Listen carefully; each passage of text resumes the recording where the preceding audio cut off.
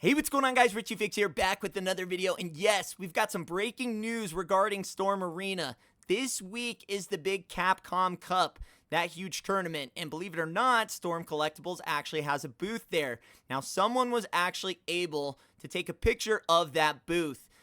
So we've got one picture here. It's got a lot of reveals, and then this will kind of just be the preview to the actual booth. When we get better pictures, we'll do a whole nother separate video on that, but we've got enough here to be excited about, so let's go talk about it. Here we are at the Storm Collectibles booth, and just kind of take it all in for a second because there's a lot of reveals here. And this is, again, at the Capcom Cup. I assume as this tournament gets going and the week progresses, we are going to get better photos. Like I said, this is more just kind of a sneak peek of what the booth is looking like. And immediately, we're going to just start from the bottom left and kind of move our way right. You see Dan. So yeah, for all those people that thought it was CAMMY, again, now 100%, you can't say anything now, that is Dan. And from what I can tell, if you kind of squint, great, I mean, it looks great. I like the pink gi. I'm already in love with the Dan figure. Mark me down for a couple of the Dans. We like the Dan. And then if you look even closer, that little thing in the blue there, well, that would be Chun-Li. And from what I can tell, like I said, this photo is not the greatest, but it's okay. You can make out enough to know who the people are. That would be little Chun-Li. Her sculpt is looking very good. I like the sleeveless arms. That's a good look for Chun-Li. What about sleeveless pants? Wait, what? No, sleeveless arms, folks. Sleeveless arms. But she looks good.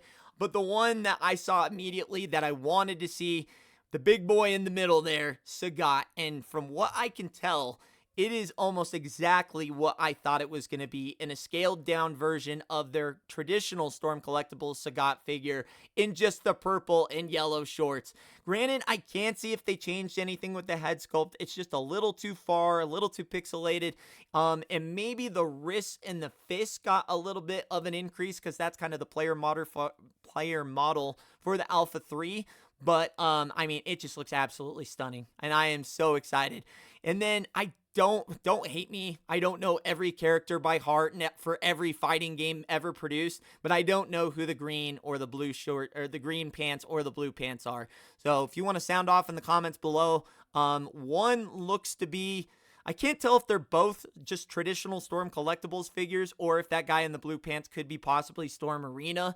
I think the guy in the green pants is definitely a Storm Collectibles, but it's hard to tell with blue pants. I think it could both be Storm Collectibles, but let me know in the comments below what you think. The blue pants, if that's Storm Collectibles or Storm Arena. I'm like 95% sure that green pants is Storm Collectibles traditional, but never mind that. We've got bigger fish to fry, and big being the key word. That big ass dude behind him in the blue vest with the freaking bandana, T-Hawk, in the traditional Storm Collectibles scale.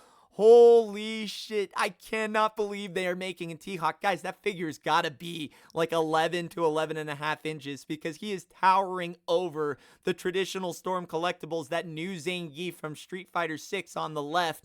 And oh my god, dude. I can't believe they're making the, I would have never thought they would have made a T-Hawk, but there he is. I am so excited that they are announcing a T-Hawk. That's so freaking sick. And then you got the M Bison that we already knew about in the top right. And then for those Darkstalker fans, I believe that's going to be your first images of the Darkstalker. I don't think the one on the left, but the one on the right, I believe, is the Storm Arena version of the Darkstalker characters. Again, I'm not an expert on Darkstalker, so let me know in the comments. But I believe that, I can't remember her name. I know who she is. I've seen her before. I just don't remember the names. But yeah, I mean, let's take it all in here, folks.